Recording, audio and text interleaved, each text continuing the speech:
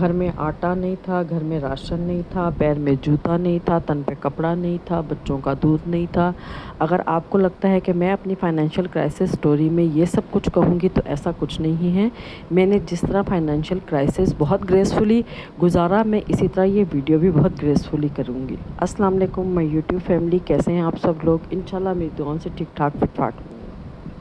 اس video میں آپ کے ساتھ شیئر کروں گی کہ میں نے سلائی کب، کیوں اور کیسے سیکھی، اور میں نے سلائی سیکھ کر کوئی جائیداد نہیں بنائی، اور نہ میں آپ کو کوئی جھوٹے خواب دکھاؤں گی۔ ہاں یہ ضرور ہوا کہ میں نے کسی کے آگے ہاتھ نہیں پھیلایا، کسی سے مدد نہیں مانگی، ٹھیک ہے؟ جس نے مدد کرنی چاہی اس سے بھی یہی کہا کہ آپ مجھ سے کام کروائیں، مجھے پے کریں، مجھے مچھلیاں پکڑ کر نہ دیں، مجھے مچھلی پکڑنا سکھائیں۔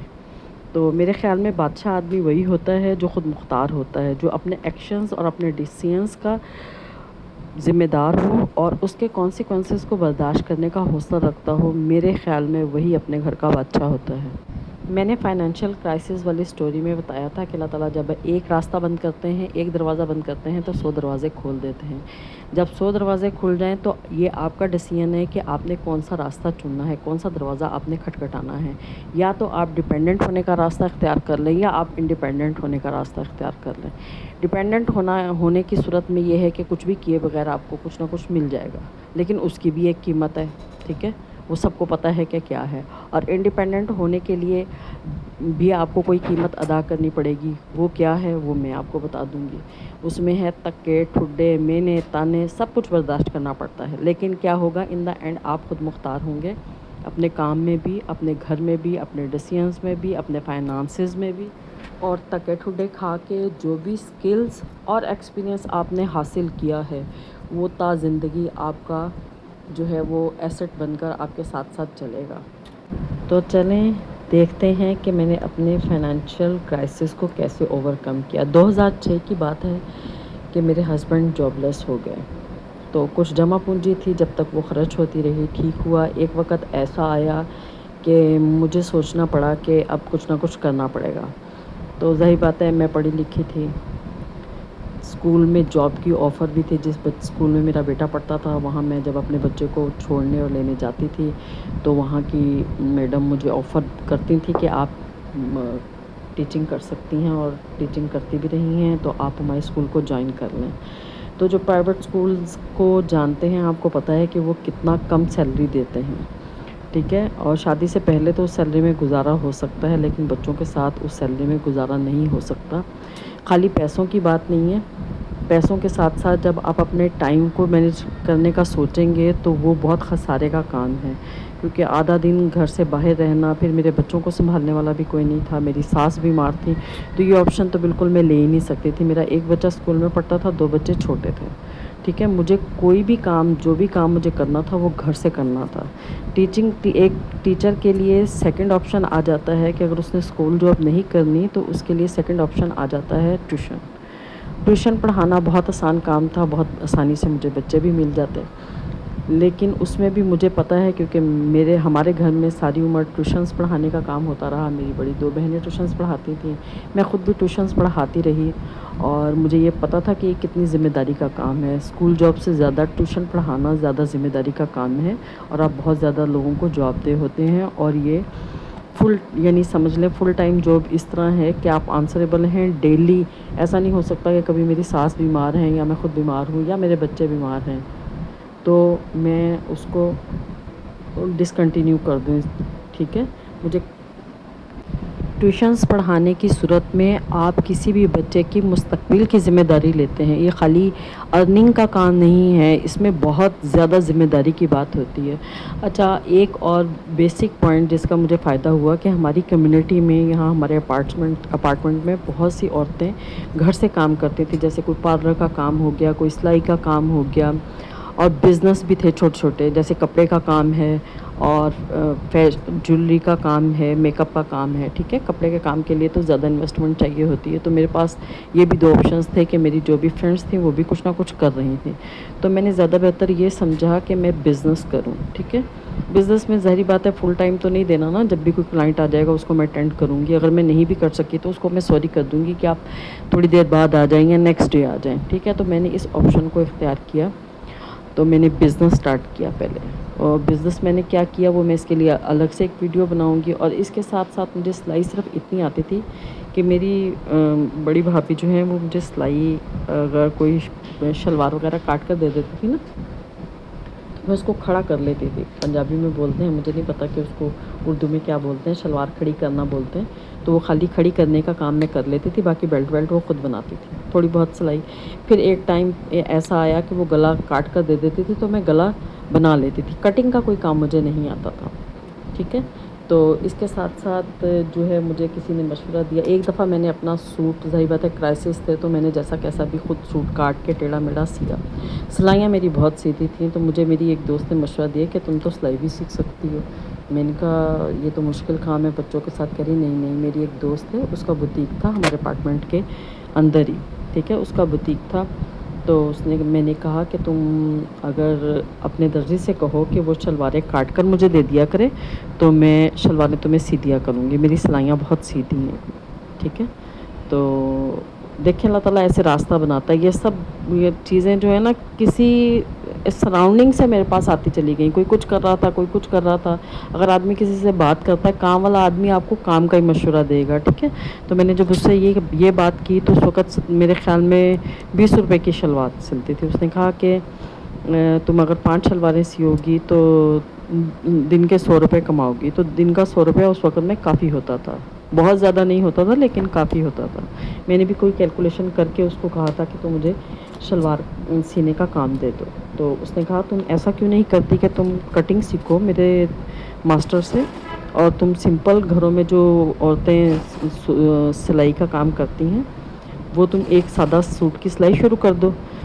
ابھی جو بات میں آپ کو بتاؤں گی وہ بہت پتے کی بات ہے، اس کو آپ نے نوٹ کرنا ہے. میں نے اس کو کہا کہ 5 شلواریں سیکھے تو میں 100 روپیہ بنا لوں گی دن کا. ٹھیک ہے. اور وہ کام جو مجھے ابھی آتا ہی نہیں ہے اس کے سوٹ کے 80 روپے تو مجھے کمانے کا کہہ رہی ہو تو اس میں مجھے تو کوئی فائدہ نظر نہیں آتا. تو اس نے مجھے یہ کہا کہ اس میں فائدے کی بات یہ ہے کہ اگر تم 100 روپے میں 5 شلواریں ڈیلی سیو گی تو ساری عمر شلواریں ہی سیتی رہو گی. اور جو مشورہ تمہیں میں دے رہی ہوں کہ اگر تم سمپل بیسک کٹنگ سیکھ کر 80 روپے میں سوٹ سینا شروع کرو گی تو بے شک سٹارٹ میں تمہاری انکم 80 روپے ہوگی، لیکن آگے گریجولی تم اس بزنس کو یا اس پروفیشن کو اپنا سکتی ہو. جتنا چاہو سیکھ لو میرے ماسٹر سے تم نا. میں نے اس کو کچھ پے بھی کیا، بہت زیادہ پے نہیں کیا سیکھنے کا، لیکن اس کو میں نے پے کیا اور مجھے اس کی بات مجھے یہ سمجھ میں آ گئی. ٹھیک ہے. یہ تو پھر ایک چھوٹی مزدوری والا کام تھا نا کہ میں خالی شلواریں سیتی رہتی. ٹھیک ہے. اس نے مجھے اچھا مشورہ دیا کہ تم بیسک کٹنگ سیکھ کر، سلائی تمہیں آتی ہے، تم پورے سوٹ کی کٹنگ کا کام، سلائی کا کام شروع کر دو. تھینک یو شمع. میں آج بھی اس کا احسان ہمیشہ یاد رکھتی ہوں اور اس کا احسان میں اتار بھی نہیں سکتی. باقی جن سے میں نے سیکھا انہوں نے مجھ سے پیمنٹ تو بہت کم لی اس وقت، یہ کہہ کے کہ شمع باجی کہہ رہی ہیں کہ آپ کے حالات ٹھیک نہیں ہیں، لیکن سکلز ہم کسی کو ایسے ہی نہیں دیتے، یا تو وہ وقت دے یا پھر وہ پیسہ دے، کیونکہ جس چیز کے لیے آپ پے نہیں کریں گی آپ اس چیز کی قدر نہیں کریں گی. تو میں نے ان کو کہا ماں صاحب ابھی تو میرے پاس جتنے بھی پیسے ہیں آپ لے لیں، لیکن جب میں سلائی سٹارٹ کر دوں گی تو میں آپ جتنا کہیں گے میں آپ کو پے کر دوں گی. کہہ رہا آپ نے مجھے پے نہیں کرنا، میں تو ظاہر بات ہے خود امپلائی ہوں، تو جس باجی نے آپ کو مشورہ دیا ہے جہاں میں کام کرتا ہوں آپ ان کو پے کریں گی اور یہ آپ کو لازمی کرنا ہے. تو میں نے اس چیز کو اوکے کر لیا. انہوں نے مجھے پروفیشنل سلائی سکھائی. آپ یقین کریں 15 سے 20 دن انہوں نے جس طرح مجھے سلائی سکھائی، پروفیشنل لیکن بیسک. اتنے دن میں صرف آپ اتنا ہی سیکھ سکتے ہیں اگر آپ واقعی انٹیلیجنٹ ہیں. میں اپنے آپ کو تو نہیں کہتی، انہوں نے مجھے کہا کہ آپ انٹیلیجنٹ تھی تو آپ نے اتنی دیر میں پروفیشنل کٹنگ سیکھ لی. بیسک، صرف بیسک کا لفظ بار بار استعمال کروں گی تاکہ آپ کے ذہن میں یہ نہ آئے کہ 15 سے 20 دن کے اندر انسان کوئی جو ہے وہ پہاڑ چڑھ سکتا ہے. 15 سے 20 دن کے اندر بیسک شلوار قمیض میں نے کٹنگ سیکھ لی اور اس کی پروفیشنل سلائی بھی سیکھ لی.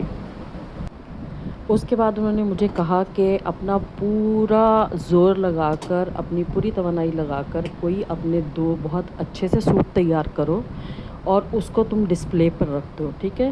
جو لوگ ہم سے سوٹ سلواتے ہیں وہ ظاہر بات ہے کچھ اکثر ایسا ہوتا ہے نا، آپ کو بھی پتہ ہوگا کہ کچھ لوگ جو باہر سے سوٹ سلواتے ہیں وہ کچھ درزیوں سے سلواتے ہیں، کچھ درزنوں سے سلواتے ہیں جو گھر میں پہننے والے سوٹ ہوتے ہیں.